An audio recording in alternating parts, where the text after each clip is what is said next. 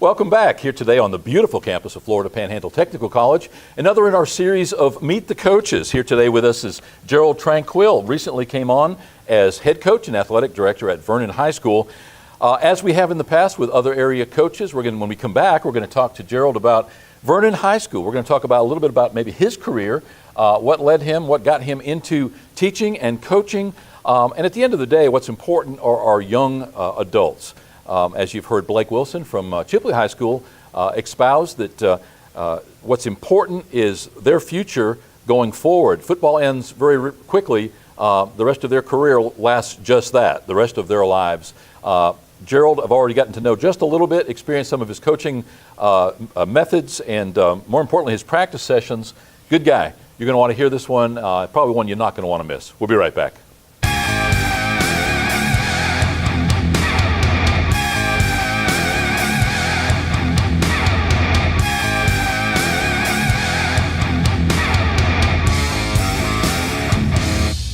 Welcome back. As mentioned, our guest today is Gerald Tranquille, who recently came on as Vernon High School football coach. Thanks for taking the time. Thank you for having me. Appreciate it. You and Principal Brian Revere joined us for lunch at Chipley Kiwanis today at Patillo's on the campus here. We've been talking for a while about getting you over here. You guys came one time, and then I think something came up. But nonetheless, a great opportunity today. All truth be told, I hid Brian's keys, so you had to stick around. I took you aside before lunch started today and told you that I appreciated what I saw in your coaching at your game, which happened to be last week. Let's start at the beginning, though. Talk a little bit about Gerald Tranquille, where you come from, what's your education, how you got into coaching. Born and raised in Bristol, Florida. Raised by a single mom. Dad wasn't never really around, but didn't use that as a crutch. Great family support, grew up in the church, played 4 sports, maintained a 3.6 GPA. Always knew I wanted to go to college. I always was pushed to be better and not let my surroundings affect who I was and who I wanted to be. Had coaches that pushed me, had family that pushed me. Graduated from Liberty County, class of 2000. Was class president. Excelled in baseball and football. I was a pretty decent basketball player. Didn't really know which route I wanted to go coming out of high school. Had a walk-on scholarship to Chipley and FAMU for baseball. Had a offer for football to a school in Missouri and a junior college out in California. Thought I was going out to Missouri, to be honest with you. And when it came down to it, you know, I was a little afraid, a little terrified, you know, to go 14, 16 hours away from home and never been that far. So I ended up not going. Jeff Johnson at Chipola, great guy, knew me personally, told me to come on and try it and walk on at Chipola. So I went there for a semester, and you know, nothing went bad. Met some great friends there. Jose Bautista, Russell Martin was there. Good group of guys. But got to miss some football.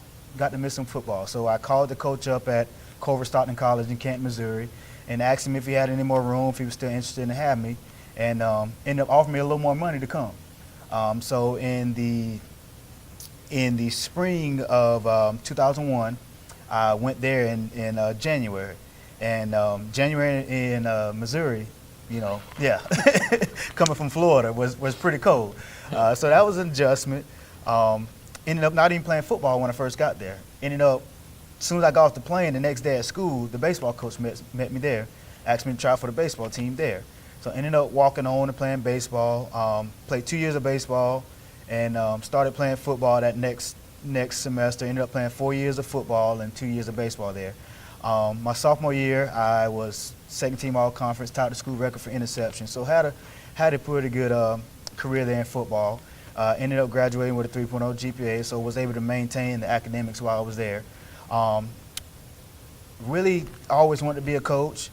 My coaches there knew that, so when I ended up finishing my football career, they asked me to stay on and be a student coach. So I ended up staying on for the spring and coaching running backs there in 2005. And spring ball got over and defensive backs coach left. They asked me to stay on and coach defensive backs. So I was able to stay there and be a part of the coaching staff and coach defensive backs. And I tell you, the experience and knowledge that I gained was invaluable. You know, I can't put a price on it. And Ended up leaving there after a year. They didn't have a graduate program, so ended up coming back and worked in Liberty County at Twin Oaks Juvenile Facility for about 3 months.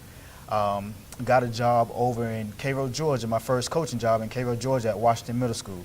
I coached everything, football, baseball, basketball, ended up helping the varsity team on Fridays.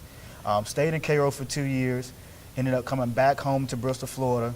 I think it was 2008, 2009. Got to meet Grant Grantham, tremendous great guy, tremendous coach. Coached with him for 5 years, worked my way up a little bit, became assistant head coach under him, and was the varsity head basketball coach there. And wanted a little more, wanted to challenge myself a little more, and I didn't know I was challenging myself or asking for what I took on. I ended up going over to Bluntstown, which is the rival school to Liberty County, to coach basketball. And I tell you what, it was one of the best decisions I ever made. They run a top-notch program there. Ms. Debbie Williams runs a great school. Greg Jordan, I mean, he's known here in Northwest Florida for a tremendous football coach, and learned tremendous a lot under them. Stayed there for 2 years, and again, just wanted to continue to further my coaching career. Got a call from Randy Rowland, the guy that used to coach in Liberty County, was coaching in Georgia. He had taken a defensive coordinator position at Taylor County High School in Butler, Georgia. And they were looking for a head basketball coach and a defensive backs coach, and he knew I fit that bill. So he gave me a call, asked me if I was interested, and me and my wife went up there to visit and did a little background on it, and just knew that was where I was wanting to go at that point in my coaching career. Basketball program there was top notch. They were trying to get the football program back, hadn't had a winning season there in about 10 years. So prayed about it, talked to my wife about it. We ended up, moving to Butler, Georgia. Spent the year there, had tremendous success in basketball and football. Basketball, we made it to the Elite Eight. Football, we made it to the second round of playoffs, first 10-win season there since 2000. And was there, wasn't looking to come back to Florida. And just so happened, a friend of mine, another coach, called me up and told me about the Vernon job coming open. Knew I had some interest in it before, and just thought I'd throw my name in the hat and see what happened, and ended up going through the interview process and getting a call back from Mr. Revere and Dr. Peterson there, and told me they liked my interview, wanted to bring me back in for a second interview, and prayed about it with my wife, and the rest is history. So here I am. How did Vernon come up with enough money? You've got quite a resume, and thanks for sharing that. Wow, I've only been around you a few times. I've gotten to know you a little bit, but had no idea. First of all, that you were from Bristol. Yeah, born and raised. It was only about 6 months after you got to Bristol that 9/11 happened. Right. How did that impact your, at that time, very youthful time of life? Yeah. Well, I was actually, I remember being in college when it happened, and had just left weightlifting actually from coaching, and was walking up the steps to the cafeteria, and one of the guys that was standing there said, "Hey, have you seen this?" And I didn't know what he's talking about, and I look up and I see the jet going into the to the tower, and I'm like, "Is this a movie? Like, what's going on?" It's like, "No, it's really happening," and it blew my mind. It blew my mind. And I tell you what, being at a small, liberal Christian school, the support that we got from the community and the way that the people came together and the country came together, it made me proud to be an American, to be honest. And I'm glad you say it that way, because in my recollection, that was the last time that we all seemed to really gel. There were no outsiders, there were no strangers. We were Americans. Yeah. And how quickly we forget sometimes. Right. It's almost like we have to have catastrophes or bad things happen to spur us to those patriotic feelings. Right. So you haven't gotten far from Bristol. When you're familiar with the Panhandle, with the culture here, with the schools. I started off the segment by saying that I mentioned to you that I really appreciated what I saw in your coaching style. And there are a million styles of coaching, and within those million styles, they can vary from one end of the pole to the other, I would imagine, on any given time. But what I liked and appreciated about what I saw in your style was that you've got your special teams coaches, you've got your key guys, and you just kind of stood back. You didn't yell unless it was time to yell. Many coaches pace the line, yelling and screaming the whole time. Unless you have dynamics in life, unless you have highs and lows, nobody knows if you're excited if you yell all the time. It was very impressive. And what the impressive part of it was because I started watching the players, and they were watching for the coach when he came by. And if it was one of the other coaches, they were listening to their specific special teams coach or whoever it happened to be. But when you spoke, ears perked up. That's a sign of respect. That's a sign of an effective coach in my world. How has your coaching style evolved? Obviously, coaching multiple sports. What kind of philosophy has gone into that, and how has it evolved over time? Well, I think the main background of my coaching style comes from my football coach in high school, Richard Kennedy, who was just elected to the Florida Coaches Hall of Fame a couple of years ago. Tough, hard-nosed. I mean, would really, push you to your breaking point. But once he broke you, he knew how to build you back up. And I like to tell a lot of people he would get you to run through that brick wall. But at the same time, you knew he cared about you. And his resume, his coaching style spoke for itself. And I tell my boys, making it to the playoffs was a given for us. We knew we were going to make it to the playoffs. When I played ball every year, it was state championship or bust. And that's the type of mentality that I grew up on and I bring. But at the same time, dealing with this new generation of kids, I knew I couldn't coach all the way that way, if you know what I mean. I knew I had to adapt a little bit to this new style of kids. So I like to tell the guys, I'm a coach's coach. I got a little old school in me, but I know what this new generation needs and what they're going through. And it's like you said, it's from coaching so many different sports. It's from being around so many different coaches and taking a little bit here and a little bit there and kind of molding it and making it my own. And my wife always tells me the players are going to feed off of you. They get the energy from you. They get the highs and lows from you. And I always tell my kids, we can't get too high on highs and too lows on the lows. We got to stay even keel. And throughout the week, I try to make the practices intense for them, try to make the practices hard for them, so when they get to the games are easy. And I tell them, you put your work in 4 days a week, Monday through Thursday. Friday's when you get paid. Everybody loves to get that paycheck. Friday's when it should be exciting, it should be fun. Hey, I just got paid. I'm going out to, have some fun. And I want the games to be fun, but I try to make practice hard for them. So on Fridays, that's a little more of what you're seeing from me. I know we putting the time in. I know we putting the work in. Now let's go get paid. Let's go have some fun, relax, let's play. So that's why I try not to get too high and too low, and I let my players play, I let my coaches coach. Last Friday night, you guys had your kickoff classic against Northview. You got a W that night. Before the game started, Jerry Tyre, a veteran announcer for Vernon, said on the PA system, over the years when he was going to school and he was teaching, Northview was always a tough game. They knew going in that Northview was going to be tough every year, year after year. And I think he finished up by saying, and we don't expect anything different tonight. Yet you seem to beat that team pretty resoundingly. Were they off? Were you guys on? I know that you've not played against Northview before necessarily, but I guess my question is, how did your players play that night, in all honesty? Well, I know a little bit about Northview. They, the year they won a state championship, I think it was 2013, they beat Liberty County team I was coaching to get there. So I knew a little bit of the history, knew a bit of the culture of that program, and I knew we had to be tough in the trenches. So all week at practice, that's what we practice. If we're going to win this game, we got to control the line of scrimmage on offense and defense. And I think that's what really helped us. We were able to control the line of scrimmage, to get some penetration. We knew we had good team speed going into it. If we could get to the sidelines and make some things happen, we could get some big plays. And our guys really bought into it. We told them, especially those D-line guys, this is not going to be a game where you're going to make a lot of tackles. You got to sacrifice for the team. If y'all will stay low and make a pile right there, we can make some things happen. We can get the ball back and make some things happen. And they really bought into that. And like I was telling you before, our defense just flew around. That surprised me.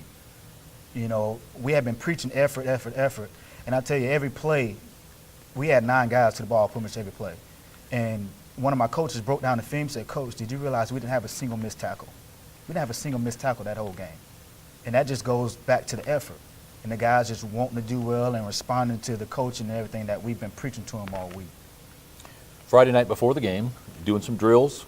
In the practices that I was able to attend, both pads and without, if I heard you say it once, I heard you say it 100 times. Follow the ball, go to the ball.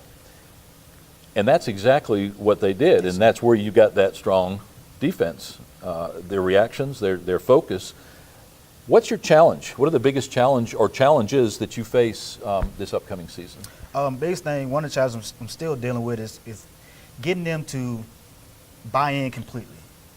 Now that we've had a little success, you start seeing them inching a little more back towards me. You know, before they had 1 foot in, 1 foot out, didn't really know if they wanted to buy it or not because it's changed. I'm different. My style's different. But now that they had a little success, they know that I care about them. I'm not going to, tell them anything wrong. You know, if it's just as simple as cleaning the weight room, I'm cleaning the weight room with them. You know, if we're going out and running sprints, I tell them jog up the hill. I jog up the hill with them. You know, so it's not me, tell them, hey, go do this, go do that, and them question it. They see me doing it also. So that's really helped with the buy-in process. So that's been one of the challenges that we're going to face, throughout the year. But I think the more success that we have, the winning and everything else, that helps too with that. The next thing is just not peaking too early. Like I was telling you, I see us like sponges. We're growing every day and every week. But it comes a point where you get here and a little complacency may creep in, or you start smelling yourself, so to say, a little bit, thinking you're better than what you really are. And I don't want that to happen to us.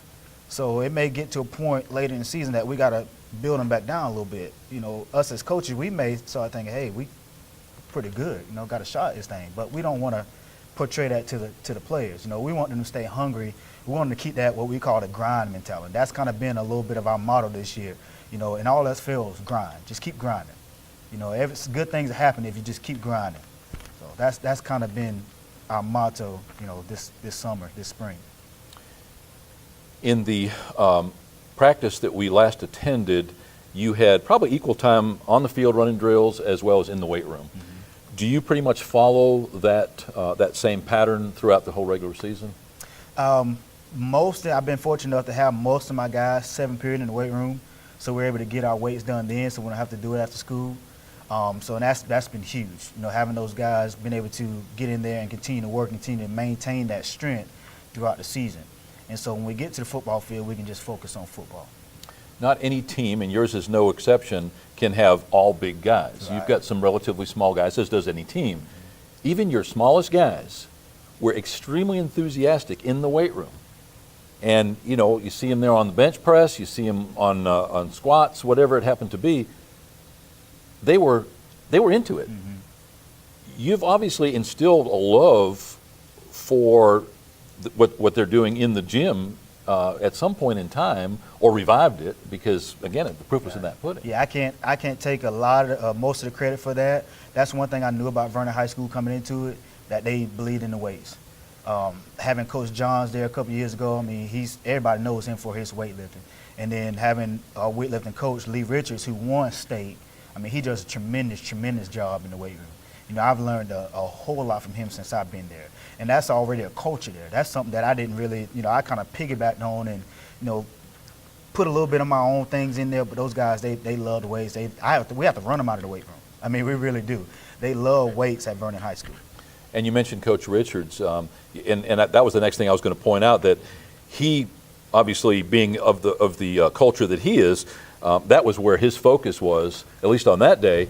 Let's take some time to give a shout out to all of your various assistant coaches. Who you got and where are their strengths? Going back to Lee Richards, he's our weightlifting guy, helps with the JV. Being at the elementary school before he came to high school, he's known those guys when they're young. So when they get in there, he already has a rapport and everything with them. And I can ask him, hey, who's this kid? What's he like? He's giving us some insight to the kids that we're getting. So he's been a tremendous asset to us. Barry Hoover, who's my defensive coordinator, runs our scout team offense for us. He was the only holdover from last year's coaching staff. His knowledge of the game is tremendous. He really knows the game. And one thing that we've really had to work with Coach Hoover on, he's starting to come into his own of taking that knowledge and being able to portray it to the kids. And that's something that he's gotten a whole lot more comfortable with. And you saw that on Friday, with the defense being able to play the way they played. Chris Works, volunteer guy, he's helping with our defensive line. He's going to be coaching our girls basketball team. Donald Jenkins, who is a Vernon alum.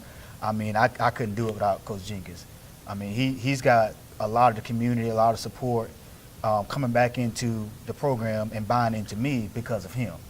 He's really been a bridge in the gap, so to speak, for some of the people that kind of trickled away from the program here in the years past.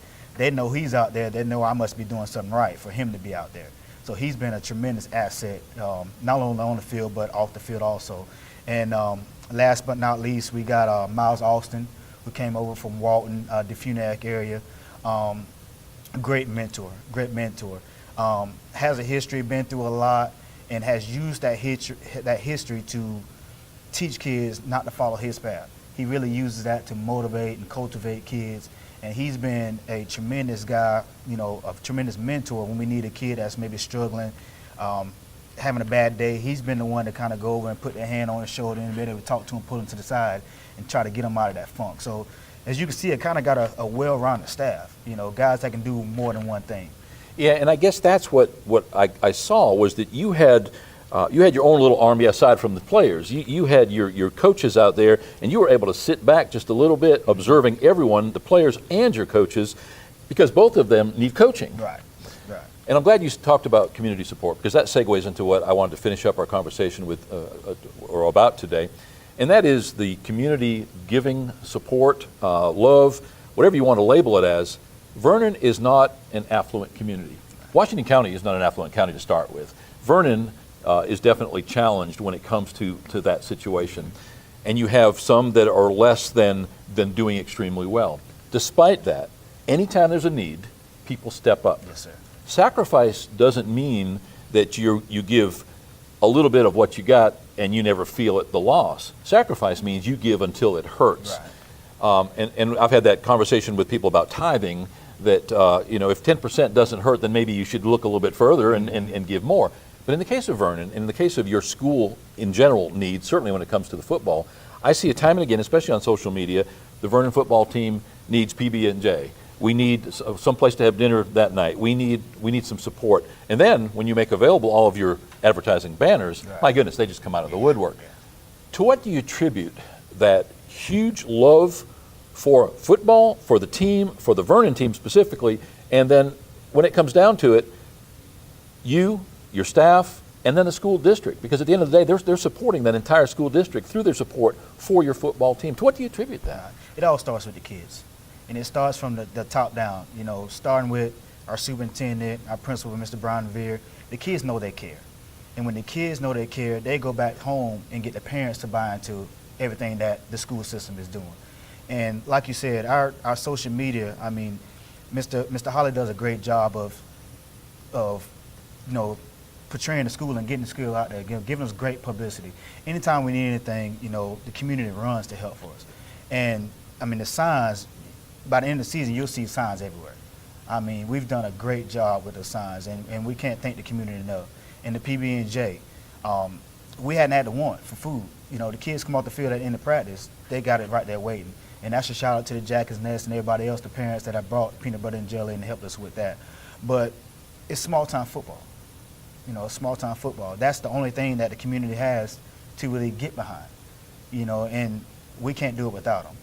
And a lot of it is too, like I tell the kids, you got to go up there and you got to support them also because they support you. So when you're spending your money, you want to put it back into the community. You want to put it back into the hands that are providing and feeding for you. And our coaches do the same thing. If something happens up at the Circle H, they know who to run to. One of our players gets in trouble, they're coming to me or they're coming to Mr. Veer, they tell you, coach. They know we're going to take care of it. And the community knows that we have their back, and in turn they have our back. And that's one thing, when I first got there, they had a meet and greet for the coach my first day there when I first got there. And I tell you, it was about 30 people there to greet me. And everybody asked me, how's it going, how you doing? I was like, I love it. The support that I've had there, it goes beyond words. They've been great support system there from the top down, and it starts from the top down. We're fortunate enough to be able to have the freedom of schedule to be able to cover a lot of your football games, a lot of your basketball games, volleyball, whatever the sport du jour is, whether it's middle school, whether it's high school, this community doesn't fully realize what great entertainment, what great appreciation you can achieve for our own community just by simply attending these events, and what a great opportunity sports is for the kids themselves, and certainly for the parents. What can we do? You say Rob Hawley's helping with social media. He's certainly taking a lot of photos and stuff for you. What's the missing link, if any? What do you need at this point to take your program to the next level, aside from somebody coming and penning a big check for you? Well, first of all, you want to put a good product out there. If the parents and the community surrounding areas know that you're putting a good product out there on the field, then first of all, that's going to pique their interest. You got to pique their interest first and get them, maybe just come out and try it. Just take a look. Then once you get them there, you got to hook them. If they come out and see us flying around and see the way that we're playing with enthusiasm, the coaches excited, the players excited, the fans excited, the band's playing, the cheerleaders are cheering, you can get them hooked. And once you get them hooked, that's when they'll start coming. That's when they not only support football, then you try to do the same thing with basketball. You try to do the same thing with baseball. When they get out there and they see that you care about the kids and you're trying to put a quality product, it's not always about wins and losses. They're seeing that you're giving everything, the kids are getting everything they got, they're hustling on and off the field, doing the little things right, buying into what the coach is telling them, that speaks volumes. That speaks volumes. So I think the main thing is, just that initial contact with them, trying to get them, just come see. Just come see what we got going on. And once they get there, we as administration, as coaches, as, pillars of the community and people from the school, we got to do a good job once we get them there to showing them the great thing that we have going on at Vernon High School, not just Vernon High School, but Washington County. Well said. Best of luck going forward. I sure appreciate it. Thanks so much for taking the time today. Yes, sir. I appreciate it. Yeah, we'll see you Friday night. Yes, sir. Our guest today has been Gerald Tranquille, brand new head coach, football coach at Vernon High School. What more can you say? This is Heartland America as apple pie. Friday Night Lights, anywhere you go, certainly is America personified. We'll be right back.